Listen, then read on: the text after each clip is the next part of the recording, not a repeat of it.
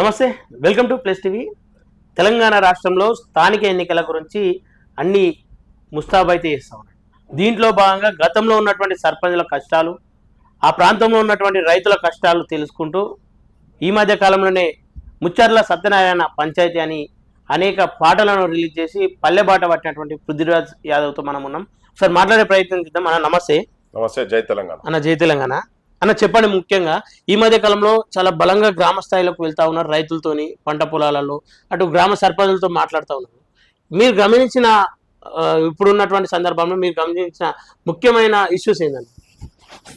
నేను ఈ మధ్యలో కాదు, చాలా కాలం నుంచి రైతులు వరి సేలు అడిగినాయి నీరు దాపే రైతేడాని, పత్తి సేలు అడిగినాయి నెత్తురు జిమ్మే రైతేడాని, కాలి ఎడ్డులు అడిగినాయి కాపుగాసే రైతేడాని, జోడు ఎద్దులు అడిగినాయి. ఇవన్నీ సాహిత్యాన్ని అంటే రైతుల ఆత్మహత్యలు ఇక్కడ జరిగినప్పుడు, కరెంటు విపరీతమైనటువంటి భీకరమైన సమస్య ఇక్కడ ఫేస్ చేస్తున్నప్పుడు, ఇక్కడ కరువు తాండవం ఆడుతున్నప్పటి నుంచో ఈ పాటలు, ఈ సాహిత్యము, వానమ్మ వానమ్మ వానమ్మ అని ఇట్లా ఈ పాటలు వాడుకుంటా ఇవన్నీ ఈ బతుకుల గురించి ఎప్పటి నుంచో తిరుగుతా ఉన్నాం.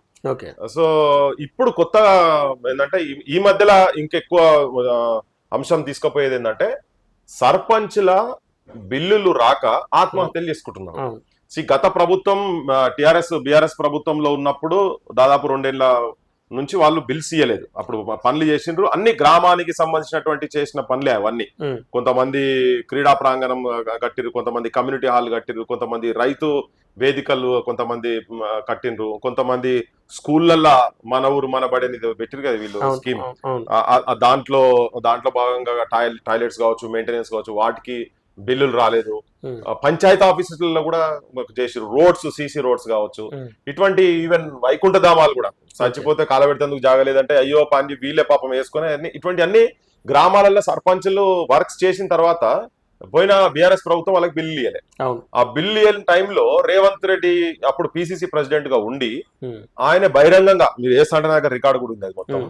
సో ఆయన ఏం చెప్పిండంటే, మీరు సర్పంచులు ఆల్రెడీ ఇబ్బందులు పాలవుతున్నారు, అప్పుల పాలైనరు, పుస్తమెట్టలు అమ్ముకునే పరిస్థితి సర్పంచుల కుటుంబాలకు ఉన్నది, మీరు కొట్లాడండి, మేమున్నాం మీకు, మీరు అవసరమైతే వాళ్ళ గల్లాలు పట్టుకొని కొట్లాడి, చొక్కా పట్టుకొని అన్నాడు ఆయన వాడిన పదం.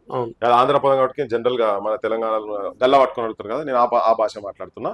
సో ఇట్లా బట్టి రెచ్చగొట్టి ఈవెన్ ఇందిరా పార్క్ దగ్గరకు వచ్చి కూడా చెప్పండి, మా పార్టీ మీ అండగా ఉంటది, మీరు ఈ పార్టీ ఆ పార్టీ అని ఏం కాదు, ఏ పార్టీ అయినా పర్వాలేదు అని చెప్పని చెప్పిండు. సో ఇప్పుడు ఈయన వచ్చి దాదాపు 19 నెలలు దగ్గర పడుతున్నది. ఇప్పుడు ఈయన వచ్చిన తర్వాత ఈయన కూడా పైసలు రిలీజ్ చేస్తలేడు సర్పంచ్లకు, గంగల గలూరు అన్నట్టుగా చూస్తున్నారు. ఏ రాజకీయ పార్టీ కూడా వాళ్ళ సైడ్ చూస్తలేదు కనీసం. మీరు బీజేపీ అని బీఆర్ఎస్ అని ఏ పార్టీ కూడా. కానీ ఈయన ప్రామిస్ చేసి వాళ్ళకు సర్పంచ్లకు విమానాలు ప్రమాణాలు తీసుకొని వచ్చి అధికారంలోకి వచ్చినాక ఈయన కూడా ఆ మధ్యలో ఒకసారి బాగా గడబడి చేస్తే 150 కోట్ల రూపాయలు రిలీజ్ చేసిన. అది దేనికైతే 150 కోట్లు. సో ఒక దిక్కు ఏంటంటే వాళ్ళకు 600 కోట్లు ఎంత ఉంటాయట, తిప్పి కూడా 1000 కోట్లు అనుకుందాం మాక్సిమం. అది ఊరి మీద పెట్టింది కదా. ఆ బిల్లులు రాక ఊర్లలో సర్పంచ్లు చాలా చాలా చాలా ఇబ్బందులు పడుతున్నారు. ఆల్మోస్ట్ ప్రతి విలేజ్ లో ఈ సమస్య ఫేస్ చేస్తున్నారు. ఉదయకు మళ్ళీ ఎలక్షన్స్ అని చెప్పి మళ్ళీ ఈయన ముంగడ పడుతున్నాడు. ఒకసారి ఎలక్షన్స్ అయినట్టు ఆ సర్పంచ్లకు బిల్లులు రావు. ఓకేనా, ఈ మధ్య కాలంలో మీరు వెళ్ళిన ఒక వీడియోలో చూసినాం, ఇల్లు లేక ఒక సర్పంచ్, గ్రామ సర్పంచ్ ఇల్లు లేక ప్రాథమిక పాఠశాలలో ఎక్కడో నివాసం ఉంటా ఉన్నాడు. అక్కడ నుండి కూడా ఖాళీ చేయాలని చెప్పేసి అధికారులు ఒత్తిడి చేస్తున్నారు అని చెప్పేసి విన్నాం. అది ఎంతవరకు వాస్తవం? వాస్తవం 100% వాస్తవం. పోయిన నెల నేను 26వ తారీఖు రోజు ఇది తెలుసుకొని అది పత్రికలో కూడా వచ్చింది. యాక్చువల్ గా మైసమ్మ వాగు తాండా, అది మన సిద్దిపేట జిల్లాలో ఉంటది అది. సో ఆడికి నేను అది తెలియగానే సేమ్ డే పోయినా. నేను పోయిన రోజు కూడా విపరీతమైన వర్షం పడుతుండే. అయితే ఆ సర్పంచ్ పరిస్థితి ఏంటంటే, sarpanch lady sarpanch, so BC సామాజిక వర్గానికి సంబంధించినటువంటి సర్పంచ్, ఒక 5 తాండాలు కలిపి ఒక దగ్గర పెడితే దానికి సర్పంచ్ అయిన. నేను పోయినప్పుడు లిటరల్ గా ఛానల్లోకి వెళ్ళి వస్తున్నది, చాలా మంది విజువల్స్ కూడా చూసిండ్రు.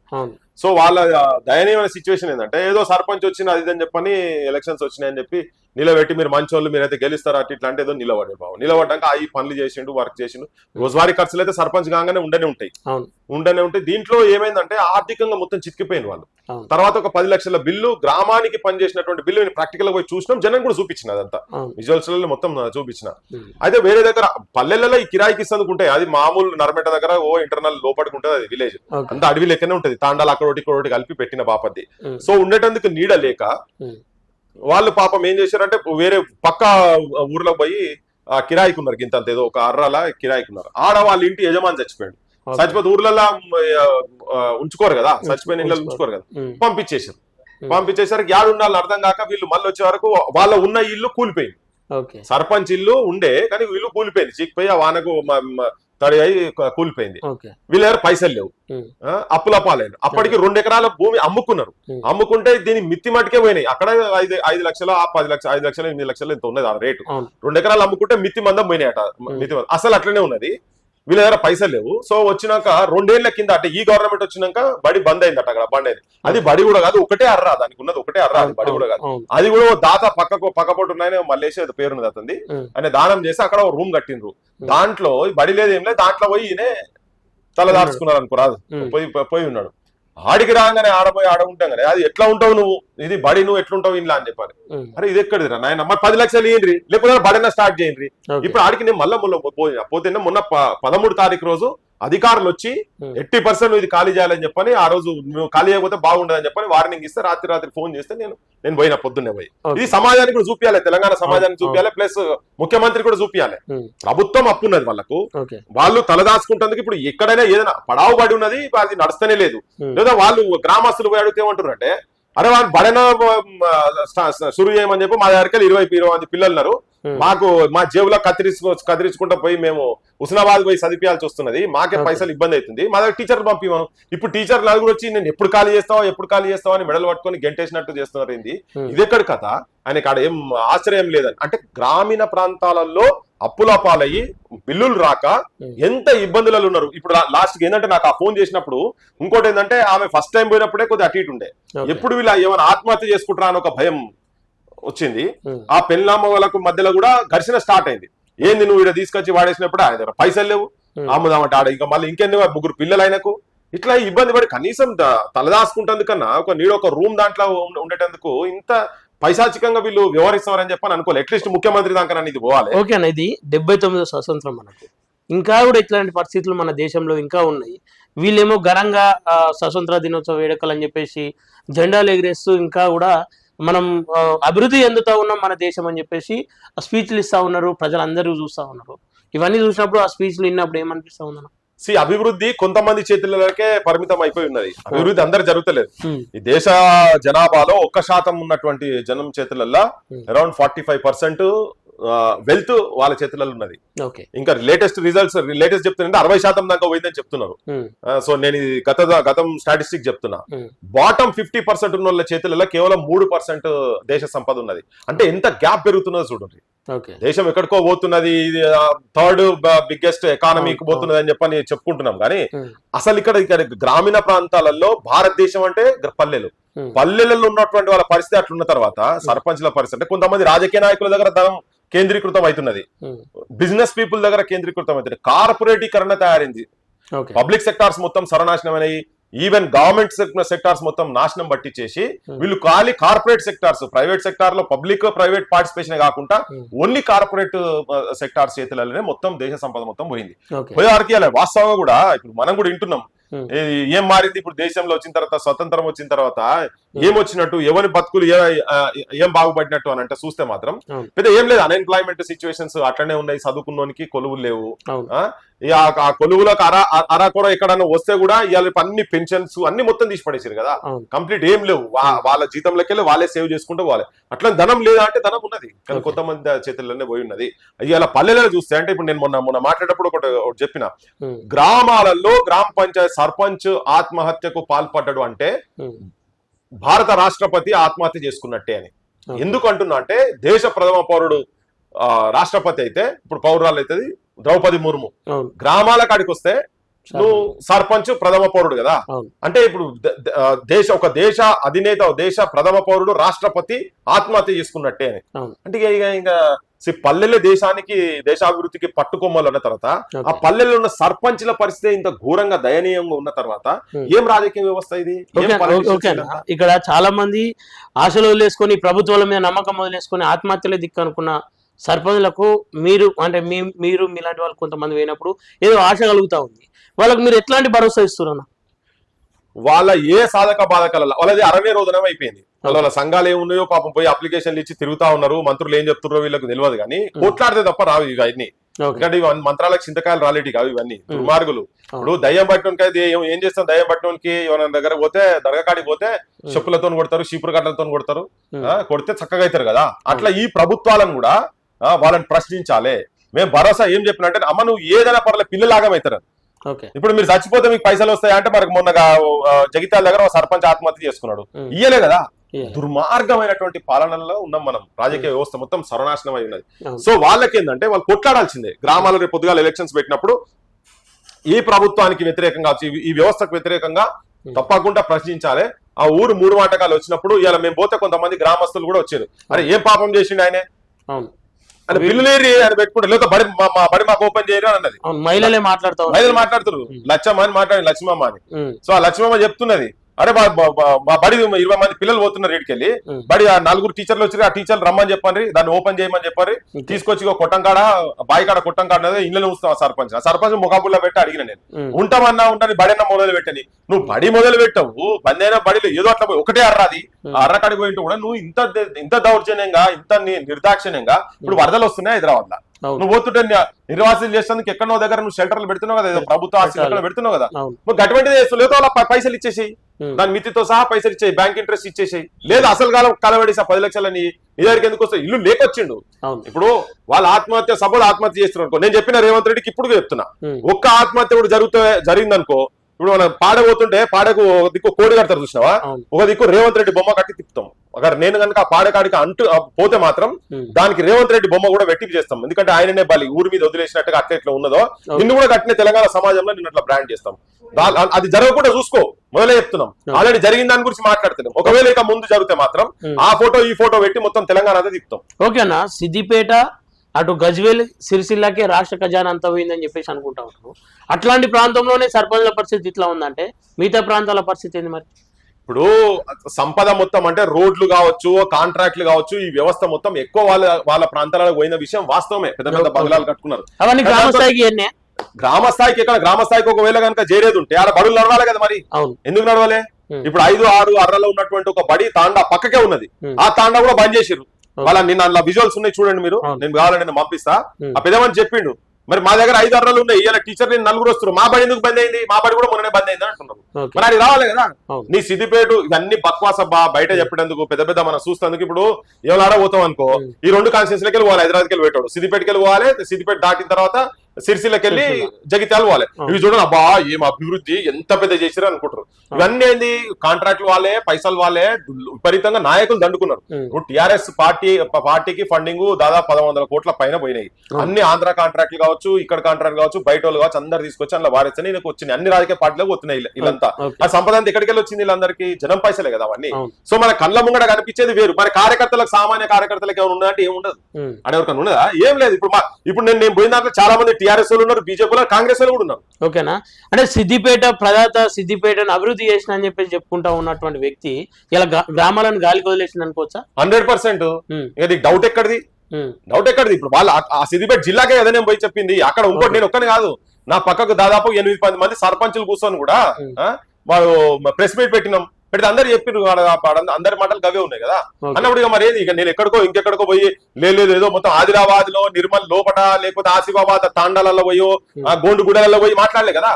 నువ్వు ఇంత ముందు ముఖ్యమంత్రి, ఇప్పుడు తెలంగాణకు మేమే చెప్పుకుంటున్నటువంటి, మేమే తెచ్చినామని పోదు, వాళ్ళు తెచ్చింది లేదు సచ్చింది లేదు కానీ అనుకున్న నియోజకవర్గాలే కదా అవన్నీ. ఇప్పుడు మంత్రి కావచ్చు హుస్నాబాద్ దాని, కానీ జిల్లా మాత్రం సిద్దిపేట కదా, పక్కకే కదా, అది ఉన్నది కూడా పక్క కదా. ఇక్కడక్కడనే ఏం లేదు, ఏ ప్రాంతం ఎక్కడ పోయినా గానీ అన్ని దగ్గర అక్కడనే ఉన్నది. ఒకవేళ నిజంగా వీళ్ళ సర్పంచ్ల మీద నిజంగా వీళ్ళకి ప్రేమ ఉన్నది అనుకో, వాళ్ళ పార్టీ కదా 1000 కోట్లు ఇయని, మరి వీళ్ళకు వాళ్ళు ఇస్తలేరు కదా. మా గవర్నమెంట్ లో చేసినాము, మేము ఈ సర్పంచ్, తెలంగాణ సర్పంచ్ మేము ఆదుకుంటామని వీళ్ళు కూడా ముంగడికి వస్తలేరు కదా. మరి బీఆర్ఎస్ వాళ్ళు ముంగడికి వస్తలేరు, బీజేపీ వాళ్ళకైతే అసలు ఇది అంశమే కాదు వాళ్ళకు. వాళ్ళు లేరు కదా, ఎక్కడ యుద్ధంలో లేరు వాళ్ళు. ఇక ఈయననేమో ప్రామిస్ చేసి గద్దెకెక్కిన తర్వాత ఆడికి వచ్చి దూడిపోని కాలుతుంది అంటున్నా. ఇవన్నిటికీ ప్రధాన కారణం ఏమై ఉంటదన్న? ఇప్పుడు గత ప్రభుత్వం ఇదే పరిస్థితి ఉంది, ఇప్పుడు ప్రస్తుత ప్రభుత్వం ఇదే పరిస్థితి ఉంది. బాధింపబడుతున్న వాళ్ళు మాత్రం బీసీఎస్సీ ఎస్టీలు మాత్రమే బాధింపబడతా ఉన్నారు. దీనికి ప్రధాన అంటే దీని నిర్మూలన ఎక్కడ జరుగుతుంది? చైతన్యము మన యువతరంలో కొంచెం ఎక్కడో చైతన్య లోపం జరుగుతున్నది తెలంగాణ యువతరంలో.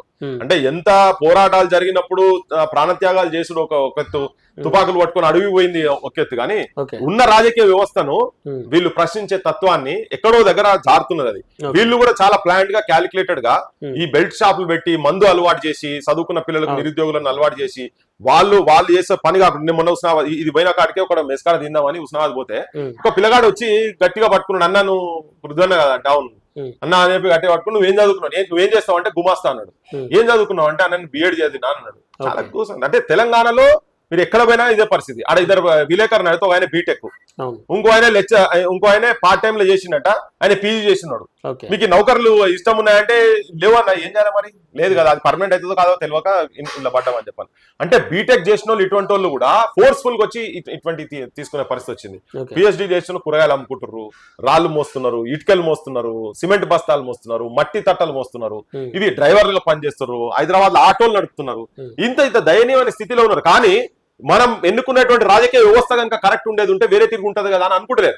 ఇలా నేను కూడా విజ్ఞప్తి ఏం చేస్తున్నా అంటే క్రాంతల తరఫుకెళ్ళి మొన్న ఈ సత్తన్న పంచాయతీ రోజు కూడా నేను అదే చెప్పిన, చదువుకున్నటువంటి యువతరం మీరు బయటికి రండి, మీరు సర్పంచులు కాండి. సర్పంచ్లకి అయితే సింబల్ ఏం లేదు, నువ్వు ఏదో కాంగ్రెస్ పార్టీకి వెళ్ళి టికెట్ రావాలి, బీజేపీకి వెళ్ళి రావాలి, లేకపోతే బీఆర్ఎస్ కి రావాలి అని ఏం లేదు. సర్పంచ్కి సింబల్ ఉండదు. ఇండిపెండెంట్ గా మీరు బయటికి రండి, చదువుకున్న బయటికి రండి, మన పల్లెలకెళ్ళి మొదలు పెడదాం. ఓకే, అక్కడ నుంచి స్టార్ట్ కాదు. ఇంకోటి కూడా ఏం చెప్పదలుచుకున్నాను నేను, ఇప్పుడు వాళ్ళకి ఎంతో 4,000-5,000 జీతం ఉన్నది. అసలు పంచాయత్ సర్పంచ్లకు మినిమం ఒక 20,000 జీతం అని ఉండాలి. పై పొద్దున్నేసి ఇప్పుడు పైసలు పెట్టకండి, మీరు ఇంకోటి పైసలు పెట్టి ఎన్నికలలో పోకండి. పైసలు లేకుండా మీరు గ్రామాలను ఎట్లా అభివృద్ధి చేస్తామనేది ఏదో ముచ్చరత్నారాయణ గారు చెప్పిండు. ఇప్పుడు బడులు పిన్నలకు పెద్దలకు పగలు రాత్రులు బడులు, నాణ్యమైన చదువు ఉచితంగా లభ్యంబు, విజ్ఞానమే కలుగురా అజ్ఞానమే పోవురా నీ దేశ కళ్యాణమే జరుగురా అని 1958 లో రాసిండు పల్లెల గురించి. అంటే అప్పుడు బడులే లేవు. అప్పుడు నీకు గ్రామీణ ప్రాంతాలలో లిటరసీ రేటు 1-2% కూడా లేదు. స్వతంత్రం వచ్చినప్పుడు లిటరసీ రేట్ ఎక్కడన్నా చదువుకున్న వాళ్ళు ఎక్కడన్నారు అప్పుడు లేరు కదా. ఇప్పుడు దాదాపు 60-70% నువ్వు లిటరసీ రేట్ పోయిన తర్వాత కూడా, అంటే అప్పుడు బడులు లేవు, తర్వాత బడులు వచ్చినాయి. వచ్చిన బడులు గవర్నమెంట్ స్కూల్సే వచ్చినాయి. వచ్చినాక గవర్నమెంట్ స్కూల్స్ ను బై డిజైన్ బంద్ చేయించినవారు అంటే రాజకీయ నాయకులు, ఎందుకంటే ప్రజలు చైతన్యవంతులు కావద్దని. సో ఇది ప్రజలు గమనించాలి. రేపు నీ ఊర్లలో నీ సర్పంచ్ కనుక గెలిచేది ఉంటే, నా ఊర్లో నేను ఎట్టి పరిస్థితుల్లో ఎస్ నేను ఆ ఊర్లో నా బడి నేను బాగు చేయించుకుంటా అని కనుక ఉంటే, వాళ్ళ దగ్గర పైసలు లేవు, లేకుంటే అధికారులతో కొట్లాడతారు. నువ్వు పైసలు పెట్టి గెలిపించినావు అనుకో, వాళ్ళ అధికారుల దగ్గర ఎక్కడ దగ్గర కుమ్మక్కు కావాలి, ఏదో కాంట్రాక్ట్ లో నాకు పైసలు రాబడి చేసుకోవాలి కదా.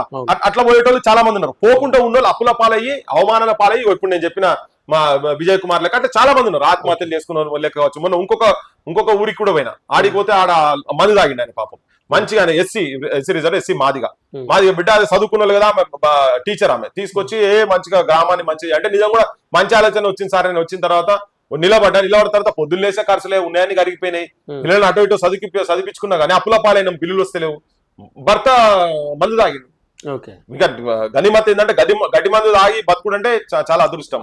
అనే బతికెట్లో బయటపడడం, వాళ్ళ కుటుంబం దగ్గర పోతాడు. అందుకే ఏంటంటే పైసలు తీసుకోకుండా జనం ఓట్లేయాలి, ప్రజలు చైతన్యవంతులు కావాలి, ప్రజలు రాజకీయ వ్యవస్థను మార్చాలంటే పల్లెలకెళ్ళి మార్చుతాం. ఇప్పుడు ఆ బడులు మొత్తం బంద్ అయినా కొత్త బడు రావాలంటే ఒక్క సర్పంచ్ తలుచుకుంటే అవుతుంది. నేను ఇప్పుడు దేశ్ముఖి స్వప్న సర్పంచ్ దేశ్ముఖిది నేను తీసుకొచ్చి మొన్న సన్మానం చేయించినాం. తన వాళ్ళ ఊర్లో వచ్చిన తర్వాత అక్కడ సెయింట్ మేరీస్ అని వేరే కాలేజీలు చాలా ఇవన్నీ ఉన్నాయి కదా, ఆ ఊర్లో ఆమె బెల్ట్ షాపులు బంద్ చేయించింది. వేరే బయటికి వెళ్ళి చదువుకున్న పిల్లలైనా కానీ ఇక్కడ ఖరాబ్ అవుతారు, మా ఊరిలో కూడా ఖరాబ్ అవుతారు. 5-6 బెల్ట్ షాపులు ఉంటే ఇయ్యాలటి వరకు కూడా ఆమె సర్పంచ్ అయిన కాడికి వెళ్ళి ఇయ్యాలటి వరకు కూడా భర్త నరేష్ కూడా దాని మీద బాగా ఫోకస్ చేసి పెడితే ఇప్పటి వరకు బెల్ట్ షాపులు నడుస్తాయి. అంటే ఒక సర్పంచ్ అనుకుంటే ఆయన మీద కూడా బాగా ఒత్తిడి వచ్చింది. ఎక్సైజ్ వాళ్ళకు నెలకు వాళ్ళకి మామూలు పోవాలి కదా, ఈ ఊరికెళ్ళి పోతలేవు. పోలీసులకు మామూలు పోవాలి కదా, పోతలేవు. ఈవెన్ ఎమ్మెల్యేలు అటువంటి వాళ్ళు కూడా ఇన్వాల్వ్ అయిన తర్వాత కూడా నథింగ్, నా ఊర్లో మాత్రం నేను బెల్ట్ షాప్ నడపనిచ్చేది లేదని. అట్లా ఇండిపెండెంట్ గా ఆలోచించేటువంటి వాళ్ళను, మంచోళ్లను, అంటే పల్లె ప్రగతి గురించి పల్లె జనం గురించి ఆలోచించేటటువంటి వాళ్ళని తీసుకొచ్చి రేపు సర్పంచులు చేయండి, మీ ఊరు బాగుపడుతుంది, మీ బడులు బాగుపడితే మీకు హాస్పిటల్ రావాలన్నా వస్తాయి. మొత్తం ప్రైవేటీకరణ కదా, జేబులు కల్లాస్ అయితే ఒక కుటుంబాలకి వెళ్ళి 15-20 రూపాయలు నెలకు మీరు జేబులో పెట్టుకున్నట్టే మీరు 500-1000 ఓటేస్తే. సో అట్లా మంచోళ్ళని చూసి జనానికి చెప్పదలుచుకుంది ఏంటంటే, మంచోళ్ళని చూసి నిజాయితీ పరులను చూసి కొట్లాడి తత్వం ఉన్నటువంటి వాళ్ళని చూసి చదువుకున్నటువంటి వాళ్ళు జర లోక జ్ఞానం ఉన్నటువంటి వాళ్ళను చూసుకొని అలా మీరు సర్పంచ్ చేసి వాళ్ళని ఈజీగా నెగలనియారు. ఆ సర్పంచ్ కూడా పొద్దుగాల ఈజీగా నెగలని, కానీ ఫైటింగ్ స్పిరిట్ ఉండాలి. ఇప్పుడు 1200 మంది చచ్చిపోయారు, దేనికి చచ్చిపోయారు? ఇటువంటి తెలంగాణ చూస్తుంది కాదు కదా, ఈ దుర్మార్గ పాలన చూస్తుంది కాదు కదా. తెలంగాణలో రైతుల ఆత్మహత్యలు, నిరుద్యోగుల ఆత్మహత్యలు, విద్యార్థుల ఆత్మహత్యలు, ఆఖరికి సర్పంచ్ కూడా ఆత్మహత్యలే. నిజంగా నేను చాలా కుటుంబాలకు చూస్తుంటే తెల్లంగిలు వేసుకొని తిరుగుతున్నారు, కానీ వాళ్ళ లోపల మొత్తం నల్ల బతుకులే ఉన్నాయి. నల్ల బతుకులు అంటే అవమానాల బతుకులు. పాపం పొద్దున్న లేస్తే వాళ్ళకి ఎంత అంటే ఏడకింత మోరి సాఫ్ కావాలన్నా సర్పంచ్ ఎక్కడ వ్యాన్, తెల్లమూల పంచాయతీ అయితే సర్పంచ్ ఎక్కడ వ్యాన్, ఇక్కడ చచ్చిపోతే సర్పంచ్ అక్కడ పోయి కూర్చోవాలి, తెల్లన్నాక సర్పంచ్ అక్కడనే కూర్చోవాలి. ఏది జరిగినా కానీ అది వర్షం ఎక్కువ పడితే సర్పంచే, లైట్ బుగ్గ వెలగకపోతే సర్పంచే, ఏదేమైనా మనకి జ్వరం వస్తే మా సర్పంచ్ ఆడమని చెప్పి ఫోన్ చేస్తుంటారు. సో ఇన్ని బాధ్యతలు మీరేసుకొని ఉల్టా వల్ల ఆర్థికపరమైన ఇబ్బందులు కూడా సర్పంచులు పడేదని చాలా అవమానకరం, చాలా చాలా ఇన్సల్ట్ అనిపిస్తుంది. నేను మా నాన్న కూడా సర్పంచుడు కాబట్టి నేను చూసినా ఇవన్నీ చెప్తున్నా. ఈ జనాలకి ఇప్పటి కూడా ఇవన్నీ పోక తప్పదు కదా, పోక తప్పదు. ఎక్కడో కొంతమంది సర్పంచులు సంపాదించుండొచ్చు, కానీ అందరు సర్పంచ్కి లేరు, మెజారిటీ సర్పంచ్ లేరు. సో ఈవెన్ సర్పంచ్ గా కాంటాక్ట్ చేసేటటువంటి వాళ్ళు కూడా 30-40 లక్షల రూపాయలు పెట్టి మీరు అప్పుల పాలయ్యి లాస్ట్ కి మీ జీవితాలు భార్యాభర్తలు పంచాయతీ పెట్టుకొని ఆగమయ్యి ఆత్మహత్యలకు పోయి మీ పిల్లల భవిష్యత్తు లేకుండా చేయకుండా మీరు పైసలు, జనం కూడా పైసలు తీసుకోకుండా ఎన్నికలు రాబోతా ఉన్నాయని చెప్పి చెప్తా ఉన్నారు. బరాబర్ స్థానిక ఎన్నికలు రాబోతున్నాయి కాబట్టి స్థానిక ఎన్నికలలో ప్రజలకు కూడా విజ్ఞప్తి చేస్తున్నా, మీ ఊరి పట్ల ప్రజల పట్ల ప్రేమ ఉన్నటువంటి వాళ్ళను, ప్రజలకు ఉపకారం చేసేటువంటి ఆలోచన ఉన్నటువంటి తెగింపు ఉన్నటువంటి మొండోళ్ళని చూసుకొని ఎన్నుకోండి. అది మీరు పైసలు తీసుకోకండి, వాళ్ళు ఇస్తే కూడా మీరు ఎవడని ఇస్తే కూడా మీరు తీసుకోకండి. వాళ్ళ కుటుంబాలు చేజాతర. ఇప్పుడు 500-1000 రూపాయలు సపోజ్ తీసుకున్నారు అనుకో, వీళ్ళకి ఏం పడకూడదు. ఒక రోజు వాడు తింటే తాగితే తెల్లారు లేసి పోతుంది, అదే పోతుంది కదా. కానీ ఆ భారం ఆ కుటుంబం మీద చాలా తీవ్రంగా పడుతున్నది. అందుకే ఇప్పుడు నేను ఉదాహరణలతో చెప్తున్నా ఎక్కడెక్కడ ఎట్లా జరుగుతున్నది ఏంటంటే ఆత్మహత్యలు, సర్పంచ్లు ఆత్మహత్యలు చేసుకున్నాక ఇంకెక్కడిది. ఇంకోటి ఏంటంటే ఈ సర్పంచ్ ఏం సంపాదించి ఎమ్మెల్యేలు, మంత్రులు ఇటువంటి వాళ్ళ స్థాయికి పోయినప్పుడు బాగా విపరీతంగా సంపాదిస్తారు. ఆ ఎంపీటీసీలు కూడా కట్టే పడారు. ఎంపీటీసీలు కూడా పెద్ద పైసలు లేవు వాళ్ళకు, వీళ్ళకి జీతాలు పెంచాల్సిన అధికారమే లేదు వాళ్ళకి. అసలు ఎంపీటీసీలకు అధికారం ఎక్కడ చెప్పు. జెడ్పీటీసీలు ఎంపీటీసీలు ఉట్టి అది రోల్డ్ గోల్డ్ ఆర్నమెంట్లు. ఇవాళ రేపు ఏనే కదా మనం నిజమైన బంగారం కావని నిజమైన అధికారం ఉట్టిగా ఏం లేదు వాళ్ళకంత ఉట్టి దుబ్బా. ఈవెన్ సర్పంచ్ల పరిస్థితి కూడా అంతే కదా. ఏం పాడైన సర్పంచ్ అధికారం మొత్తం కేసీఆర్ మొత్తం సర్వనాశనం చేసిండు సర్పంచ్ అధికారం. ఓకేనా, తెలంగాణ రాష్ట్రంలో బీసీలకు న్యాయం చేస్తామని గతంలో ప్రభుత్వం హామీ ఇచ్చింది. ఈ మధ్య కాలంలో బీజేపీ కూడా మేము బీసీల పక్షాన ఉన్నామని చెప్పుకుంటూ మాట్లాడుతూ ఉన్నారు. కానీ దీన్ని ఇంకా కొనసాగిస్తూనే ఉన్నారు. బీసీలు మాత్రం ఆశతో వెయిట్ చేస్తూ ఉన్నారు. బీసీలకు న్యాయం జరుగుతుందని చెప్పి ఆశిస్తూ ఉన్నారా? ఏ రాజకీయ పార్టీ కూడా బీసీలకు న్యాయం చేయాలని లేదు, ఇంక్లూడింగ్ కాంగ్రెస్. ఓకే నేను ఎందుకంటే గత అనుభవాలతో దృష్ట్యా చెప్తున్నా. నేను వాళ్ళు క్లియర్ గా 42% ఇస్తామంటున్నారు అంటున్నారు. కానీ ఎప్పుడు నువ్వు చేయాలి? నువ్వు గవర్నమెంట్ వచ్చిన ఒక్క రోజు నువ్వు టోకన్ ప్రొటెస్ట్ నువ్వు కొట్టినట్టు చేయి, నేను ఏడిచినట్టు చేస్తా, మొత్తుకున్నట్టు చేస్తా అన్నట్టు నది ముచ్చట.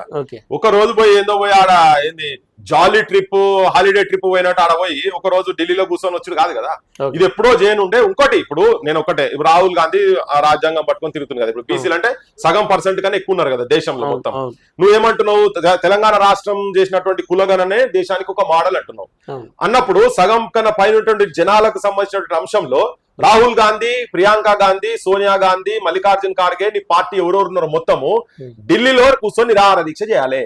ఇది అమలయ్యే వరకు మేము ఇక్కడికి వెళ్ళి కదిలేదు లేదు అని 10 రోజులు కూర్చొని ఎంపీలను మొత్తం పెట్టి నువ్వు ఒక్క రోజు కూర్చొని రాలే, ఎవరు రాలే. ఉట్టిగా ఈ ముఖ్యమంత్రి పోయి ఇక్కడ నుంచి పోయి ఆడ మొత్తుకొని వచ్చిరు అంతనే. ఇక మావోడు ప్రైమ్ మినిస్టర్ అయినాకనే చూసుకుందాం, ఇక మావోని చేసేదాకా ముచ్చటే లేదని మరి గడ్డిగా చెప్పినావు. అంతకుముందు నీ మేనిఫెస్టో ఎందుకు పెట్టినావు? కామారెడ్డి ఎట్లా పెట్టినావు? నీ రాహుల్ గాంధీ వచ్చి ఎందుకు మొత్తుకుంటాడు? దేశం మొత్తం తిరుగుకుంటా తెలంగాణ రోడ్ మోడల్ ఎట్లా అంటుండు? 1931 తర్వాత కులగణన చేయని దుర్మార్గులు వీళ్ళు.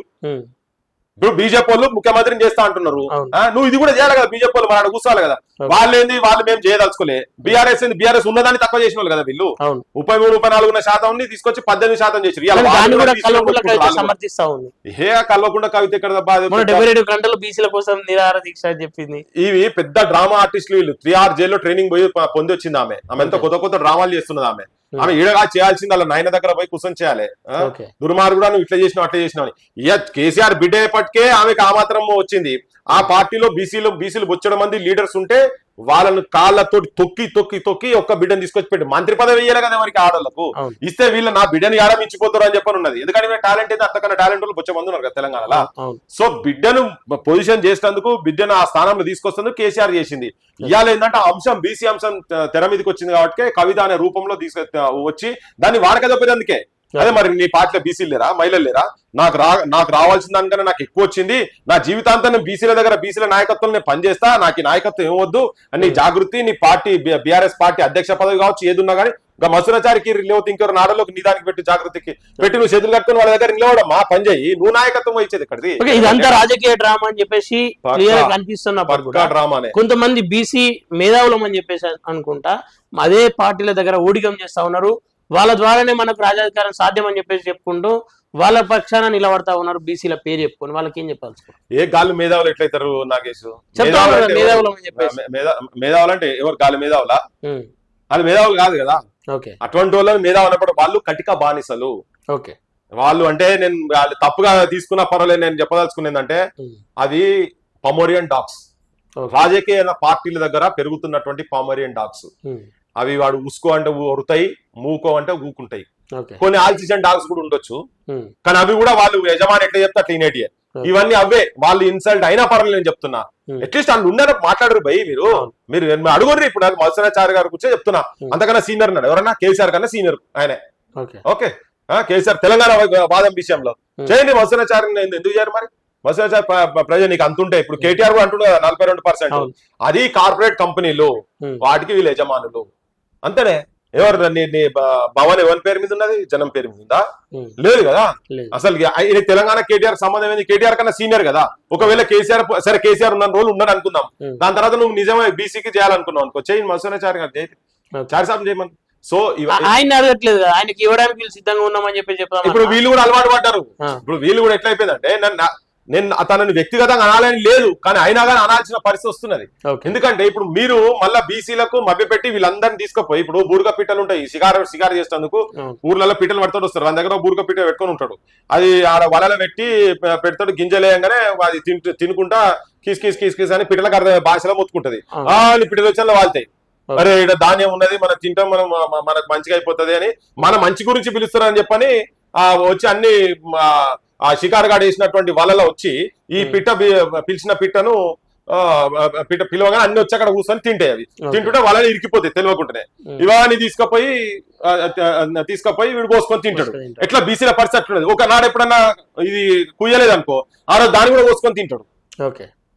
అట్లా లంబాడీ లీడర్షిప్ లా జరిగింది కేసీఆర్ది. ఇప్పుడు గదే బూర్గు షికారి పిట్టలు పట్టుకొని పోయేటోడు ఎవడైతే ఉంటాడో షికారిగాడు, ఆ షికారిగాడు లెక్క ఇప్పుడు రాజకీయ పార్టీలు తెలంగాణలో వ్యవహరిస్తున్నాయి, దేశంలో చాలా అట్లే ఉన్నాయి. అందులో ఫక్త్ కేసీఆర్ మాత్రం అదే పనిలో ఉన్నాడు. ఓకే, బీసీల పైన బీసీల పక్షాన మరి క్రాంతిదళం ఏం చేస్తాం?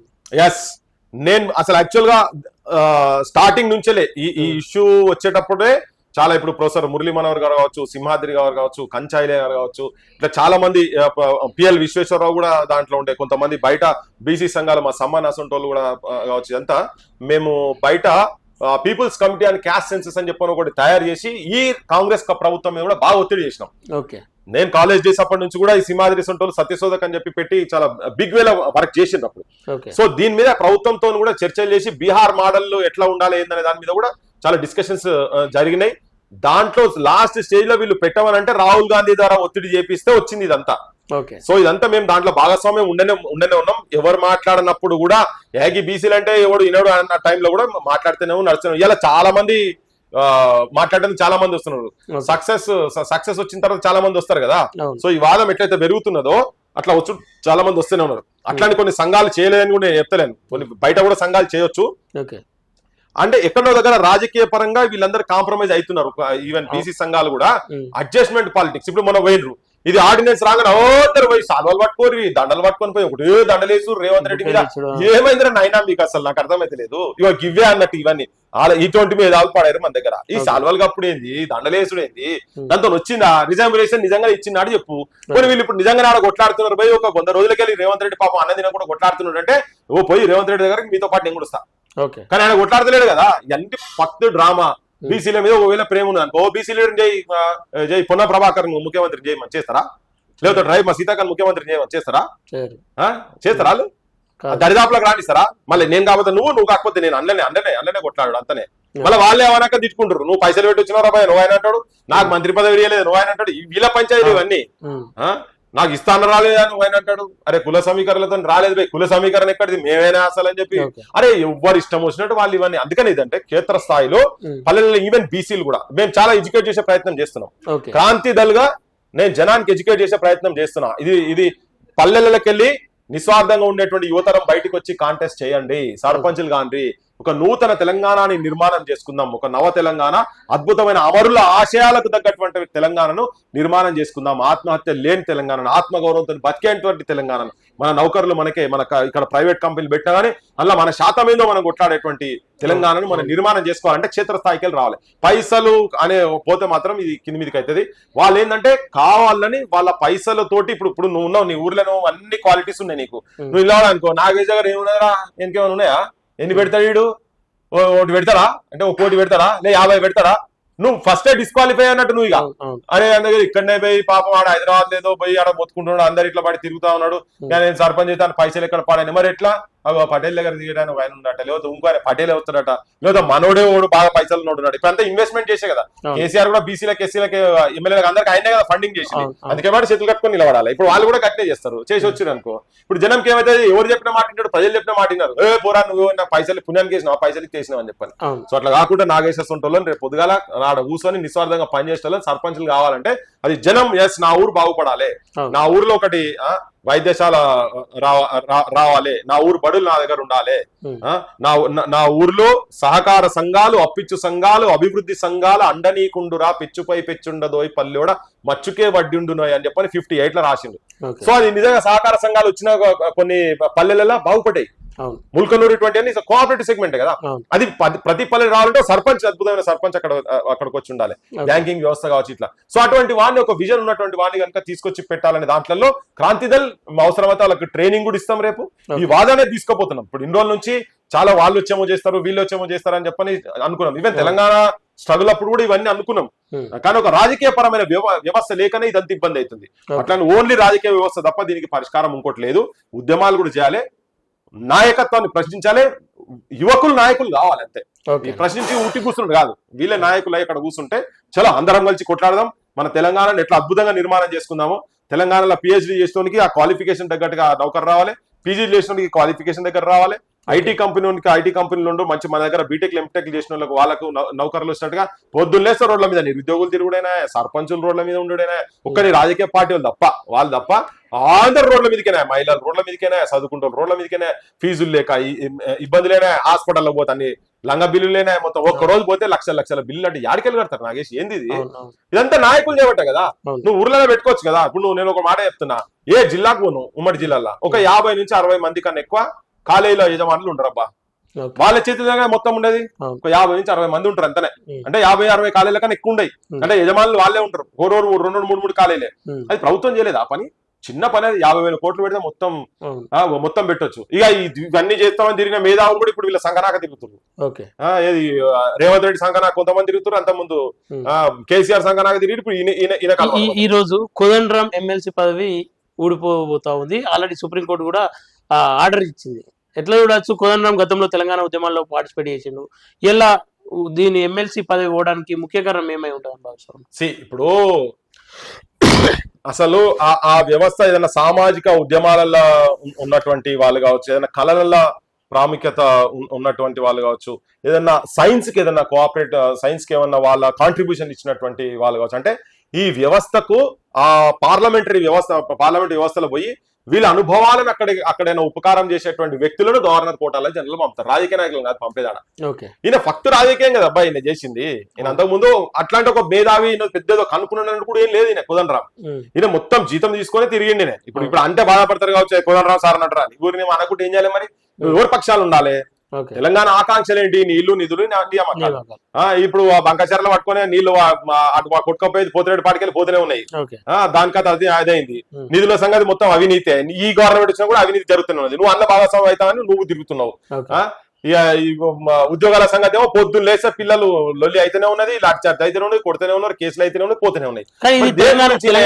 తెలంగాణ ఉద్యమకారునికి అవమానం అని చెప్పేసి కొంత వినిపిస్తా ఉన్నాయి. ఏమంటారు, ఏం కావమని నాకు అర్థమైతే లేదు. ఇప్పుడు నీకు చచ్చిపోయిన కుటుంబాలకు నీకు వాళ్ళకే న్యాయం జరగలేదా, తెలంగాణ గురించి ఆత్మహత్య చేసుకున్న కుటుంబాలను ఈయన రాగానే మొత్తం 1200 మందిని ఐడెంటిఫై చేసి ఇస్తాను, రాలేదా ఇయ్యలేదా, 250 గజాలు ఇస్తా అంటే ఉద్యమకారులకు. మరి ఉద్యమకారులు ఒక్కడే ఉద్యమకారురా, ఈయనకి జీతం తీసుకొని పని చేశారు, బోచ్చడు మంది పాడారు కదా, 100 మంది ఉన్నారు. ఎక్కడ ఐడెంటిఫై చేసినావు? వాళ్ళందరికి ఇచ్చేదాకా నేను తీసుకున్నా నాలే. సో నువ్వు ఆ సెగ్మెంట్లకు నువ్వు రావు. ఫస్ట్ నువ్వు ఒక రాజకీయ పార్టీ అధ్యక్షునిగా ఉండి నువ్వు రాజకీయాలు మాట్లాడుకుంటా, రాజకీయ పార్టీ మీది, నువ్వు రాజకీయాలు ఎంబడి తిరుగుకుంటా నువ్వు దానికి ఫిట్ కావని చెప్తున్నారు. సరే అట్లా రిజెక్ట్ చేసిన వాళ్ళు కూడా సేమ్ అదే తంత గవర్నర్ తమిళసై మీద కూడా సేమ్ ఆ క్వశ్చన్ మార్క్ ఉండొచ్చు. ఆమె కూడా రాజకీయ పార్టీకి సంబంధించిన అధ్యక్షురాలు ఉండొచ్చు, ఇక్కడ గవర్నర్ కావాలి. అది కూడా తప్పే, ఇది కూడా తప్పే, 100% తప్పే. కోదండరామ్ కు నిజంగా బుద్ధి ఉండి తెలంగాణ పట్ల నిజంగా ఆయనకు అభిమానంగా అనుకుండేది ఉంటే ఆ ఎమ్మెల్సీని తీసుకోక ముందే, ఇప్పుడు వచ్చినా కానీ ఆయన నమ్మేది ఇవ్వట్లేడు, ఆయన నమ్మాల్సిన అవసరం కూడా ఏం లేదు, అయిపోయింది. ఇవన్నీ కూడా సీగుడ్లు అయిపోయినాయి, ఇవన్నీ ఉట్టియే, ఇవన్నీ పనికిరాని అవి, బయట కనిపించేది లోపల బరాబర్ నమ్మకం లేదు, నమ్మాల్సిన అవసరం కూడా లేదు వాళ్ళని. ఎన్నిసార్లు అబ్బాయి ఇటువంటి వాళ్ళని ఇంకా నమ్మేది, దుర్మార్గులను. అయిపోయి వచ్చి కూర్చున్నాయి ప్రజల శవాలు అవుతున్నప్పుడు కూడా నీ కనికరం లేకుండా, శవాల జాతర అవుతుంటే కూడా నువ్వు వచ్చి కనీసం వాళ్ళను పలకరించే పరిస్థితి కూడా నువ్వు లేకుండా ఉండి ఉద్యమ కార్యాలయం మొత్తుకుంటున్నారు. అరే మాకు ఐడెంటిటీ లేదు, కనీసం మాకు ఆరోగ్యం బాగాలేదు భయ్, మాకు హాస్పిటల్లో పాలవుతుంటే మాకు బిల్లు కట్టే పరిస్థితి లేదు అని అంటే దేనికి అడ్డం నిలబడ్డారు వీళ్ళంతా వచ్చి? ఎస్ వీళ్ళకి చూపించాలని చెప్పి రేవంత్ నువ్వు ఇట్లా కాదా అట్లా అని చెప్పే పరిస్థితి ఉన్నది ఎవరికన్నా? ఒక్కరికన్నా ఉన్నదా? వీళ్ళకు లేదు కదా. అందుకని అయిపోయింది. వీళ్ళు మేము ఇప్పుడు ఏం చేస్తాం, అతను ఏమైతుంది ఉన్నది, ఏదో అప్పుడు వెనకటి ఉండేది, బొమ్మ పట్టుకొని చూపించుకుని పోవాల్సిందే అని చెప్పని అనుకుని కూర్చుంటేనే నువ్వు ఎమ్మెల్సీ అయితేంది, నువ్వు మంత్రి అయితేంది, నువ్వు ఎంపీ అయితేంది, నెత్తిలో కొట్టుకుంటుంది ఏమైంది కోదండరాం సార్. అయిపోయింది సార్, కోదండరాం కావచ్చు, ఇంకా ఆ గ్రూప్ లో ఆ కోవకు చెందిన వాళ్ళు చాలా మంది ఎవరైనా పర్వాలేదు. ఇప్పుడు బయట దేశాల పోయి సూట్ బూట్లు వేసుకొని కూర్చొని తెలంగాణ విద్యా వ్యవస్థ గురించి మాట్లాడతాను, కొంతమంది పోజులు ఇచ్చుకుంటా, ఆ విద్యా కమిషన్ అట బడులు బందేనే నాయన ఏం చూస్తున్నావు? అలా పోయి కూర్చొని సూట్ బూట్లు వేసేసి నిన్న మొన్న ఏదో వీడియో వచ్చింది, ఎవరో క్వశ్చన్ చేసిరని. సరే ఆయన టీఆర్ఎస్ కావచ్చు, అది వేరు విషయం. అవును, కానీ ఫైనల్ గా రేవంత్ రెడ్డి మీకు మిత్రుడు ఫోన్ చేసి ఇది అంతేందుకు, ఇక ప్రభుత్వానికి బ్యాడ్ నేమ్ వస్తుంది మానే అని చెప్పేసి పృథ్వీరాజ్ ఫోన్ చేసి ఏం చెప్తారు సమాధానం? ఆయన ఒక రాజకీయ నాయకుడు, దోస్తాన్ అంటే ఇప్పుడు ఆయన ఇంట్లో ఏదైనా అయితేనో మా ఇంట్లో ఏదైనా అయితేనో మాట్లాడు, డిఫరెంట్ సంగతి. ఈజ్ ఫక్త్ పాలిటిషియన్ ఆయన. అయినా కానీ అవకాశం వచ్చినాడు చెప్తా. కానీ మొట్టమొదటి రోజు గదరన మీటింగ్ రోజు వేదిక మీదనే చెప్పిన నేను, వేదిక మీద బడుల గురించి చెప్పిన, పాట వాడి చెప్పిన, సామాజిక అసమానతల గురించి కూడా చెప్పిన. ఆ వేదిక మీద పొన్నం ప్రభాకర్ ఉండే, జూపల్లి కృష్ణారావు ఉండే, బట్టి విక్రమార్క ఉండే, ముఖ్యమంత్రి ఉండే. ముఖ్యమంత్రి ముంగట చాలా మంది ముఖ్యమంత్రి నాకు అట్లా ఇట్లానే పొగడతలు పెట్టుకుంటే చెప్పారు, కానీ నేను అట్లా చెప్పలే, నేను అవన్నీ చెప్పలే. తెలంగాణలో బడులే లేవు అని పాట పాడుకుంటా గత ప్రభుత్వం వాళ్ళు 7000 బడులు బంద్ చేసిండ్రు. నువ్వు ప్రామిస్ చేసినావు, నువ్వు రాగానే నువ్వు బడులు తెరుస్తా అన్నావు, బడులు బంద్ చేయరు, బంద్ చేసిన బడులు కూడా తెరుస్తాం ప్రభుత్వంలా అని చెప్పినావు.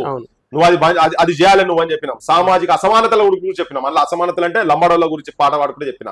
సమాజంలో ఎట్టెట్లున్నది, బీసీలు కావచ్చు, ఎస్సీలు కావచ్చు, ఎస్టీలు కావచ్చు, ఏ ప్రాంతం ఏమైనా అగ్రకులాలకు సంబంధించిన వాళ్ళు కూడా కావచ్చు, సామాజిక అసమానతలు లేకుండా చేయాలని ఇది కూడా చాలా క్లియర్ కట్ చెప్పినా. ఇంకోటి చెప్పినా అంటే ఇప్పుడున్నటువంటి అప్పుడున్న బీఆర్ఎస్ వాళ్ళు ఏవైతే స్కామ్లు చేసిండ్రో, వాళ్ళు ఏదైతే ధనం ఇల్లీగల్ గా సంపాదించిండ్రో వాటి మీద కేసులు పెట్టాలి, వాళ్ళ జైలు పంపించి వాళ్ళ దగ్గర నుంచి రికవరీ కూడా చేయాలని చెప్పిన.